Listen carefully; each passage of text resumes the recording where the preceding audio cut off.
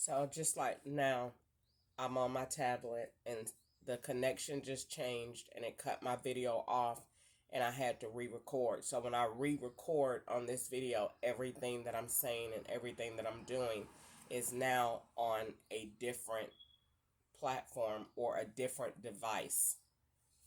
So going into what I'm saying about uploading any type of documentation of who you are, I don't think that it should come from a source that is not impregnable. You can go into a physical location, or it should be a system in that way that you can scan, and once you scan or upload, then you get a digital copy of what was uploaded. Because I noticed that when I applied for a job, and when I applied for a job, it kicked me around a little bit. That gave me so much anxiety. But this is the way of the world. So I applied for the job and it said, ask a friend or someone near you. Well, they know it's only scouts in this house. So I'm not going to ask any of them. I didn't have absolutely anyone else to call. I wasn't going to a neighbor. That's still a scout. So I wasn't going to ask anyone, because once you put that person as verifiable and you're linked to them, then you're linking to their conduct because you said they're your friend or a family member. So this is the manipulation right there. So if you use any of these men in this house, they're set up to be drug dealers, or this is the profile that they're playing to make it look like you're in this environment all the time. So if you put down Hublot on your application and let him sign off on it, number one, you're going to swap with his ID. Number two, you're going to swap with his device because he's the one that's going to do the uploading, and they're going to use you to engage at the same time. And this is where that's a that's a major area of manipulation, and it should not be. So to say go to someone else and have them verify, if someone's going to take it on themselves to tell a lie and produce a false document, do you think that they would actually care about going the extra mile to just lie about it altogether? The answer is no. So in this case, that should not be allowed. The second case in my situation that I want to briefly argue about, because it doesn't matter, God is my defender and he's going to be with me. I just don't like the cell phone and the traffic that can be generated from it. For example, Joe arranged men and women to swap into this room. This room right here and this room right here are my immediate swaps. Everyone else is secondary. These are primary swaps that swaps into this room. Joe organized that. He did that on purpose. The furniture is on purpose. Everything that he did at this house at 1517 Bethesda Road, including taking the address down, is purposed. When I first lived here in February of 2021, I'm quite sure if I go back to my notebook, this address was 1541, or it was 15 something like that. And every time I've been over here, it's like it's changed, and there's no look at the plot. Why would someone take the numbers off the house? There is no numbers on the mailbox. There's no numbers next to the mailbox. There's no numbers across the street. So this whole little area right here, if you just look at it from a logical perspective, let's just go along with the theory. Why why don't nobody have no addresses on their house? It's weird. It's not weird if it's an operation. And it's not weird when you're intentionally and willfully using the location to look like somewhere that is not. So there's no address here. There's nothing here. There's nothing across the street. He took all the numbers down. And even when the police came, if that's not blotted out of that dash cam recording, he gave a special reference to the holes on the house. That's where the numbers were. And they're gone. They were here before. When I lived here before, the numbers were here. Now they're not. So in this case, when it comes down to the phone, these are my immediate swaps.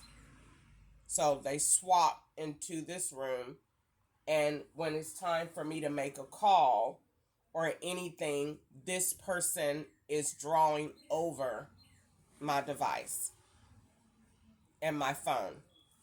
So if I'm on the phone,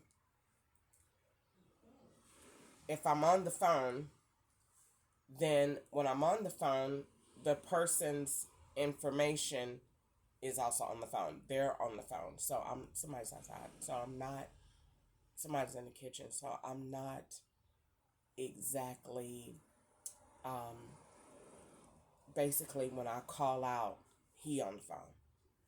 Or the lesbian's on the phone. Or another guy's on the phone.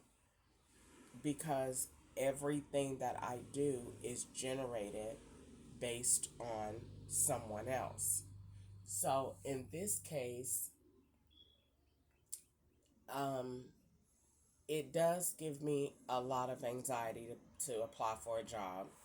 It is some interference there, obviously, because people come in and apply for jobs all the time. It's a barrier right there to like force me to go online and upload something that every time I upload something, someone else is uploading something, and you don't get a digital receipt for what you uploaded. And so that should never be. Whatever you upload to any system or whatever, you should get a digital receipt from that system that says this is what was uploaded into your database, because they keep rigging this on purpose, and the emails are not even coming from the businesses themselves. No email I have says, let's look at this one. And they're pictures, which means someone who sent the email so that their keystrokes weren't monitored. So you're not pulling any data from that. So there's no system generated email that's coming from the company. So when you go in and just apply at Bluecruft, that's a host that goes to many different other servers.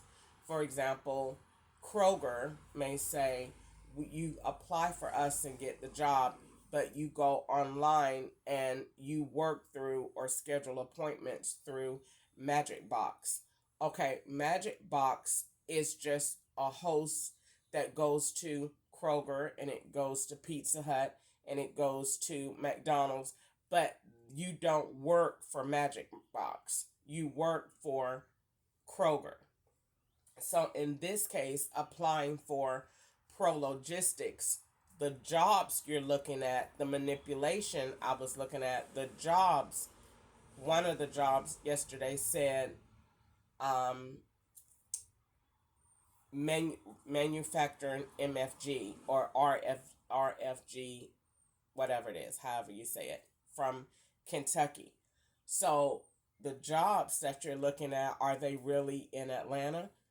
Is the company that you're applying for, is the correspondence really coming from Atlanta? Why is that not a name on the email, and then when you call, there's no name? They're supposed to say, thank you for calling Pro Logistics, or thank you for calling Magic Box. They don't say nothing.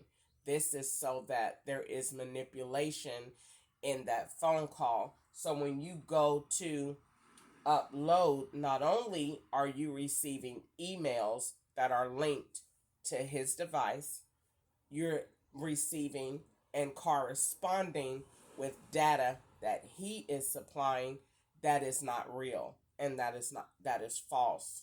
So when you upload the document into a server, there's no name on this email. There's no company name. So who are you uploading your information to? This is where this, not talking about the plot, I'm talking about making federal changes. This is where this should not be allowed. It's, to me, I'm quite sure if I was talking to a federal employee that it would be to some degree that this is illegal. Number one, it says please load your documents to your account. Then it says what account? Okay. Then it doesn't have a business name, and then it's just saying to send this data in. So who in their right mind would do that? And then when you call the company, they say, well, you can't come in because you have to upload documents first, and then we can make an appointment. Well, that makes no sense whatsoever when I'm telling you that I'm having a problem and you're saying that your system won't allow it, like it's real, like you're really that technical yet, and I know you're not. So at first the lady said you couldn't make an appointment till you did the application. So I did the application. Now they put another flag in place so that you have to upload documents, and when you do, he's going to be the uploader, or someone in Augusta, or someone at a different location, or a Mexican that's on this road will upload documents, and referring to me, don't get a copy receipt of what was uploaded. Now, I don't mind if I get a digital receipt. I don't mind if once it uploads, it gives you the picture that's uploaded. I don't mind. But there's something going on, because I came in yesterday from the store, and this is how you know when a scout is being a scout. And it's happened 3 times. So this is the way it works. It happened in 2020 with Maddie. Somebody gives them an ID. I don't even think the ID is valid.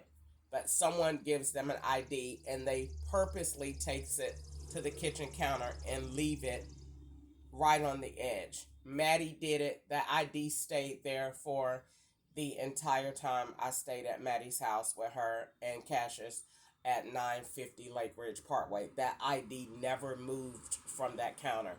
Ever, ever, ever. So I wondered, how in the world is she driving, banking, doing anything? I never asked any questions because I didn't care, because I just knew that it was a setup, so I just didn't care. I just watched it. It happened at Easter's house, and it happened here. A guy still has license in there.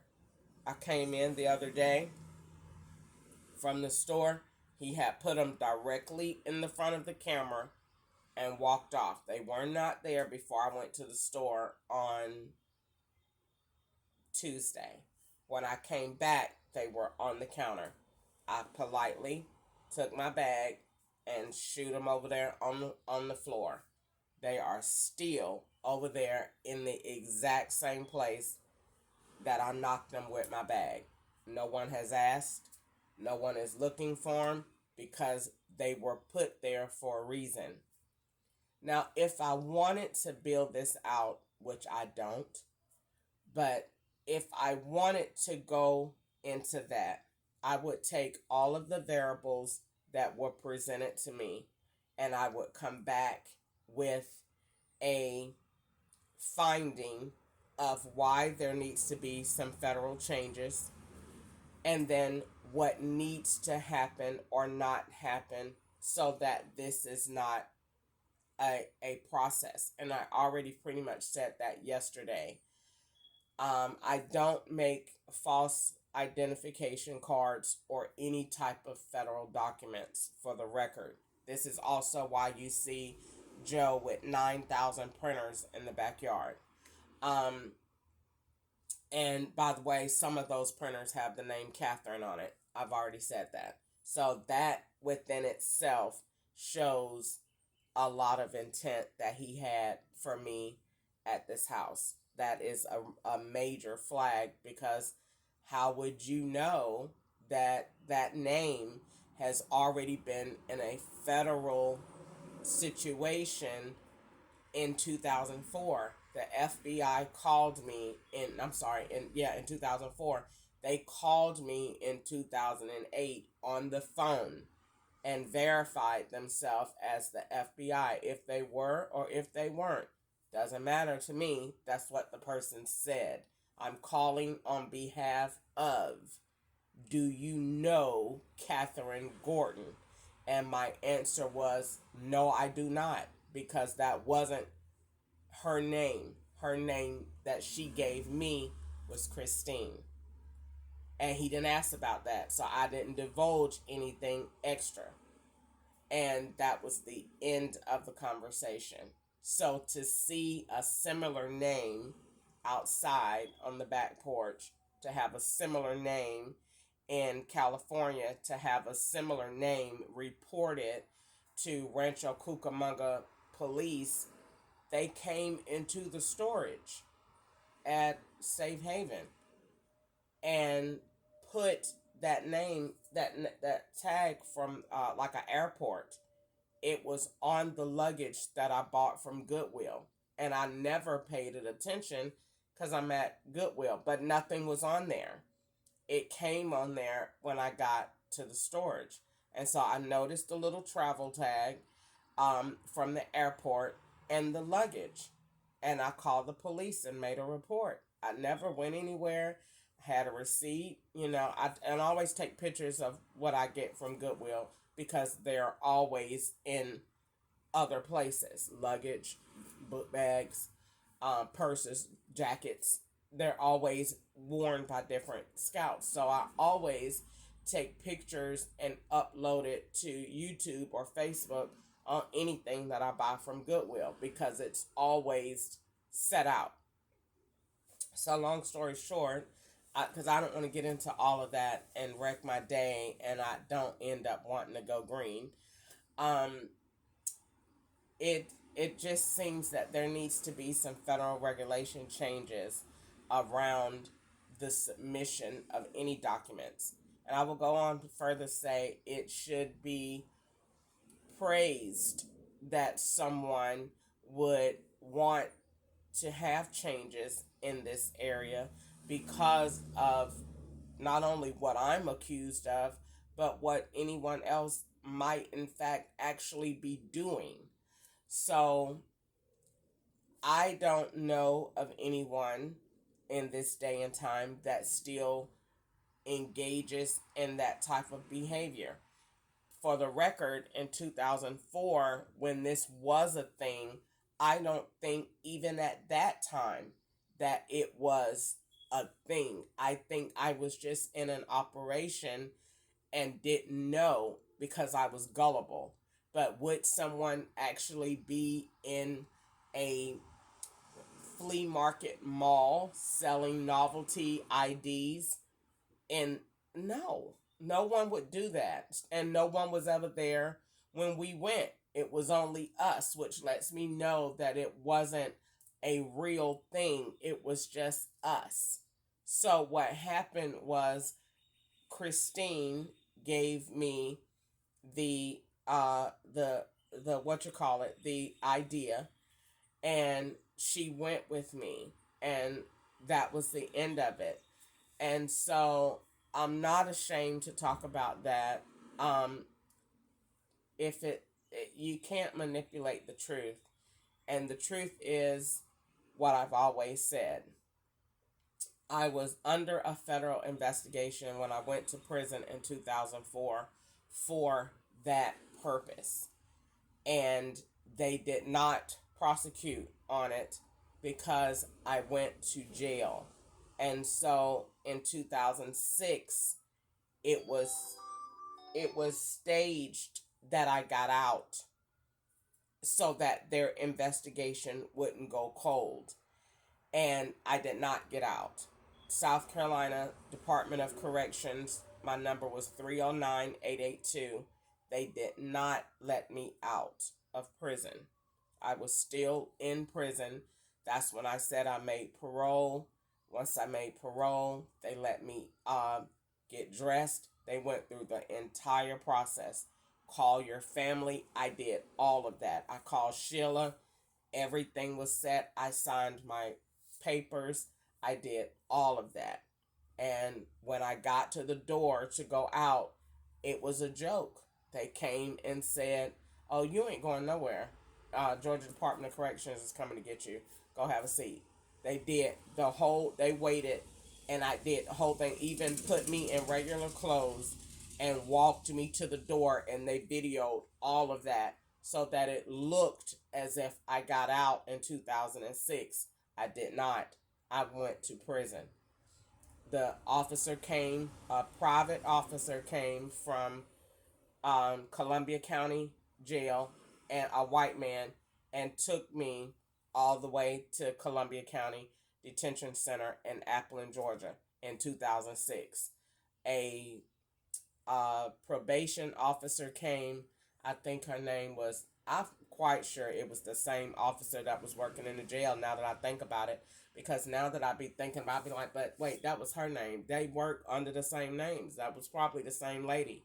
But it was the lady that came, my probation officer. I think it was either Officer Lagone or whoever my actual PO was. But it was I can't believe I forgot her name. But the white lady came, and she came and brought the papers and said, I told her that I've never been home. And she was like, "Where were you?"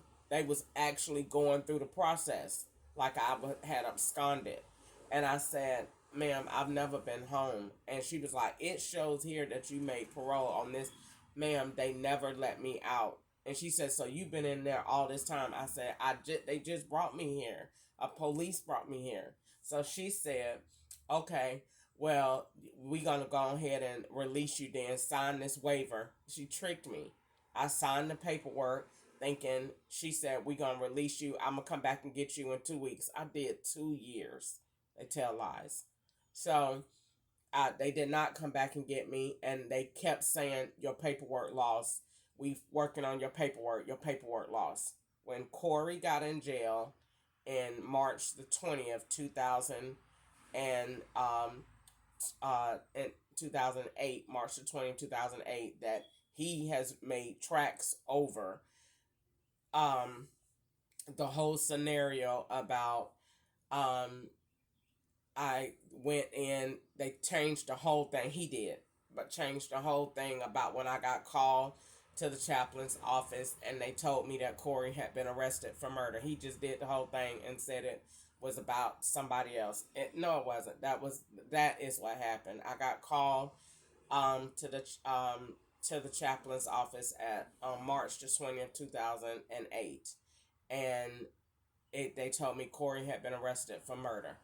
And once they did that, the warden called me, Warden Kennedy, and said, "I don't know you. Apparently you are a good person because I don't know you."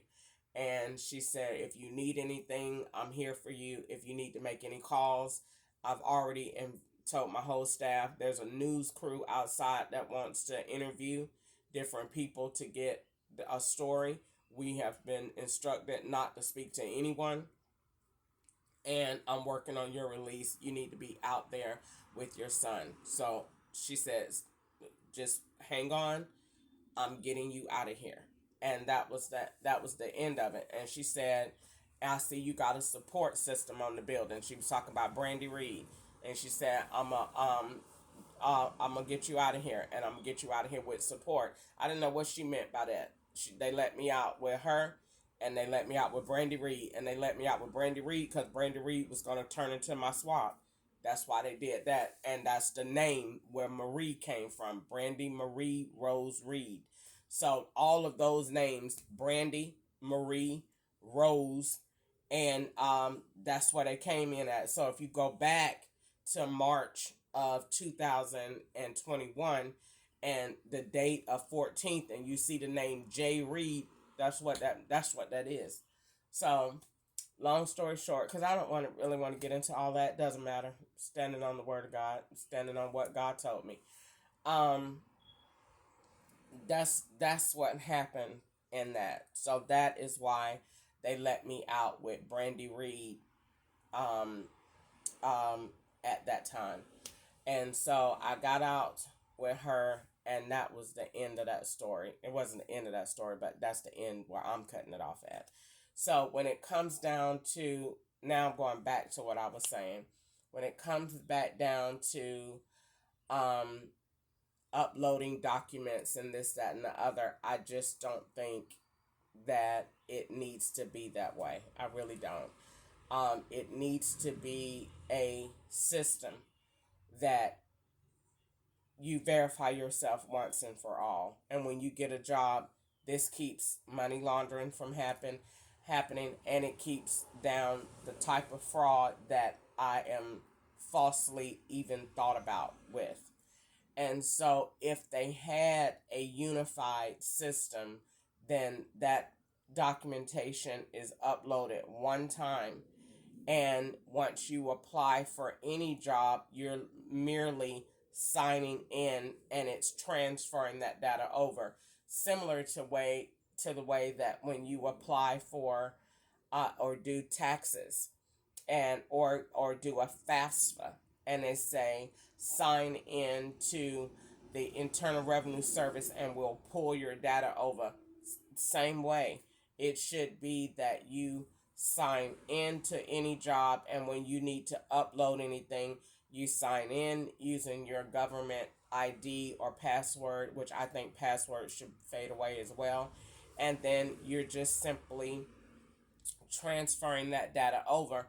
This way, number one, you know what data they got because it's verified. And two, it's like your electronic copy of your wallet that is always there and always verifiable. Because I do think that in the future they're going to do away with cards. Um, because it's just it's a problem. Look at this, and in my case, now do I think that this would really happen in real life? Probably not. Like I said, some crimes will just go away with the furtherization, my word, of artificial intelligence. And I think that's one of the crimes that will go away. You won't be able to do it anymore because of how smart AI is. But in my situation, whether I'm still building in the case or going on with my life, I still don't feel comfortable submitting anything when his device is right there and different people are still interacting with my device. Am I paying it any attention? No. Am I building it? Probably not. But do I still feel comfortable? The answer is no.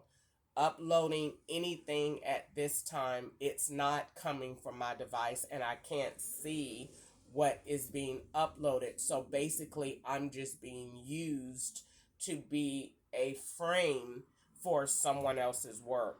So you sit there and just look at the phone, and we're taking pictures of you looking at the phone, but this is the demonic spirit that is actually behind it, that is submitting information to the host. And I know that because when Wanda and I was doing my ID the other day, he rushed into the house, like hurried.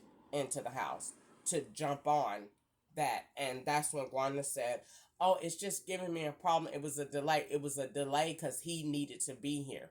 His device needed to be here because he's my major chief swap. Joe put him here as the chief.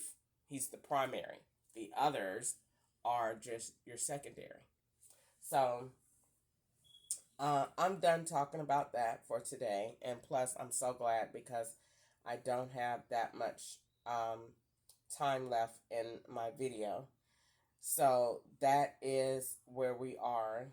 I do want to say last night, for the record, because I'm going to put some documentation behind this today. Last night, for the record, I went to bed at 2:30, and about 6 o'clock, it was this, just like the very tip of my tongue was numb, and it comes from something in this air,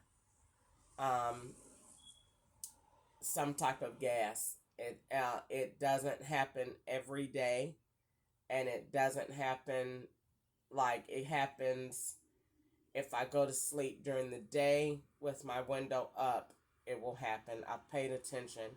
And if I go to bed before the other guy leaves, then it will happen.